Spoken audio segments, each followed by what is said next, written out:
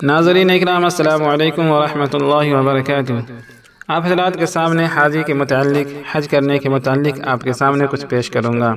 حاجی لبیک کہتا ہے تو اس کے بدلے میں اللہ تعالیٰ کیا انعام فرماتے ہیں، اور حاجی کے ایک ایک قدم پر کیا اجر و ثواب ملتا ہے، اس کے متعلق آپ کے سامنے کچھ باتیں پیش کروں گا۔ نبی کریم صلی اللہ علیہ وسلم کا ارشاد ہے کہ جب حاجی لبیک کہتا ہے تو اس کے ساتھ اس کے دائیں اور بائیں جو پتھر، درخت، ڈھیلے وغیرہ ہوتے ہیں وہ بھی لبیک کہتے ہیں، اور اسی طرح سلسلہ زمین کے منتہا تک یہ سلسلہ چلتا رہتا ہے۔ حدیثوں میں آیا ہے کہ لبیک کہنا حج کا شعار ہے۔ ایک حدیث میں آیا ہے کہ حاجی حضرت موسیٰ علیہ السلام جب لبیک کہتے تھے تو اللہ تعالیٰ شانہ جواب میں فرماتے تھے لبیک یا موسیٰ۔ حاجی کے ایک لبیک ہی نہیں کہ اس کی ہر چیز میں مستقل اجر اور فضیلت ہے۔ حدیثوں میں آیا کہ عبداللہ بن عمر رضی اللہ عنہ فرماتے ہیں کہ نبی کریم صلی اللہ علیہ وسلم کی خدمت میں مینا کی مسجد میں حاضر تھا، دو شخص، ایک انصاری اور ایک ثقفی حاضر خدمت ہوئے۔ سلام کے بعد عرض کیا کہ نبی کریم صلی اللہ علیہ وسلم ہم کچھ دریافت کرنے آئے ہیں، تو آپ نے فرمایا کہ تمہارا دل چاہے تو تم دریافت کر لو، اور تم کہو تو میں بتاؤں کہ تم کیا دریافت کرنا چاہتے ہو۔ انہوں نے عرض کیا کہ آپ ہی ارشاد فرمائے۔ نبی کریم صلی اللہ علیہ وسلم نے فرمایا کہ تم حج کے متعلق دریافت کرنے آئے ہو۔ حج کے ارادہ سے گھر سے نکلنے کا ثواب ہے، اور طواف کے 2 رکعت بعد پڑھنے کا کیا فائدہ ہے، اور صفا مروہ کے درمیان دوڑنے کا کیا ثواب ہے، اور عرفات پر ٹھہرنے اور شیطان کے کنکریاں مارنے کا اور قربانی کرنے کا اور طواف و زیارت کرنے کا ثواب کیا ہے۔ انہوں نے عرض کیا کہ اس پاک ذات کی قسم جس نے آپ کو نبی بنا کر بھیجا، یہی سوالات ہمارے ذہن میں تھے۔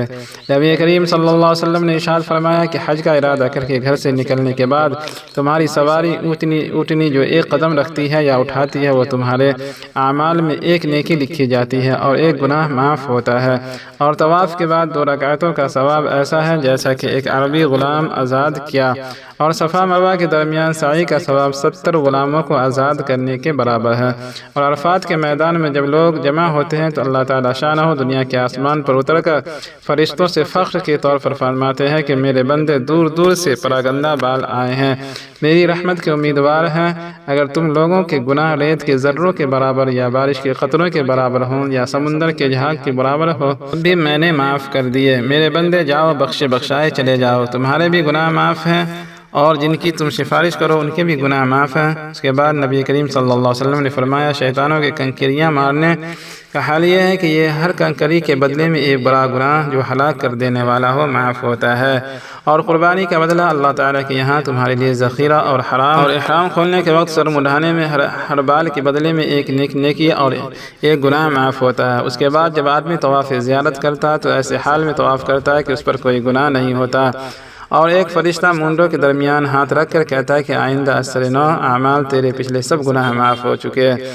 لیکن یہ ضروری ہے کہ حج وہی حج مبرور ہے جو حقیقتاً حج کہلانے کا مستحق ہے۔ مشائخ نے لکھا ہے کہ لبیک اس ندا کا جواب ہے جو اللہ تعالیٰ شانہ کے حکم سے حضرت ابراہیم علیہ السلام نے فرمائی تھی، جس کا ذکر اللہ پاک نے قرآن میں فرمایا وَأَذِّن فِي النَّاسِ میں گزرا ہے۔ اس لیے جیسا کہ حاکم کی پکار پر دربار کی حاضری میں امید و خوف کی حالت میں ہوتی ہے، ایسا ہی حال ہونا چاہیے کہ اس سے ڈرتے رہنا چاہیے، ایسا نہ ہو کہ کہیں اپنی بدعمالیوں سے حاضری قبول نہ ہو۔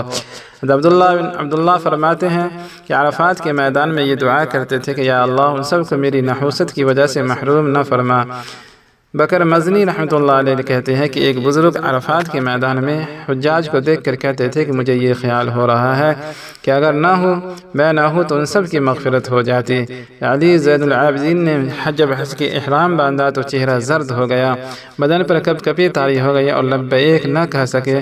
کسی نے عرض کیا کہ آپ نے احرام کے شروع میں لبیک نہیں کہی، تو فرمایا مجھے ڈر ہے کہیں اس کے جواب میں لا لبیک نہ کہا جائے، تیری حاضری معتبر نہیں۔ اس کے بعد بڑی مشکل سے لبیک کہا تو غشی آ گئی اور اونٹنی پر سے گر گئے۔ اس کے بعد جب لبیک کہتے ہوئے حال ہوتا تو سارا حج اسی طرح پورا کیا۔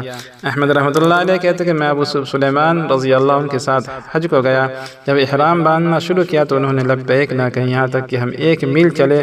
اس کے بعد ان کو غشی آ گئی، جب غشی سے افاقہ ہوا تو مجھ سے کہنے لگے احمد اللہ تعالیٰ شانہ نے حضرت موسیٰ علیہ السلام کی طرف یہ وحی بھیجی تھی، ظالموں سے کہہ دو کہ میرا ذکر کیا کریں۔ اس لیے جب آدمی اللہ جل شانہ کا ذکر کرتا ہے تو اللہ تعالیٰ فرماتا ہے فَاذْكُرُونِي أَذْكُرُكُمْ تم مجھ کو یاد کرو میں تمہیں یاد کروں گا۔ اسی بنا پر اللہ تعالیٰ نے اس ظالم کا ذکر بھی کرتے ہیں۔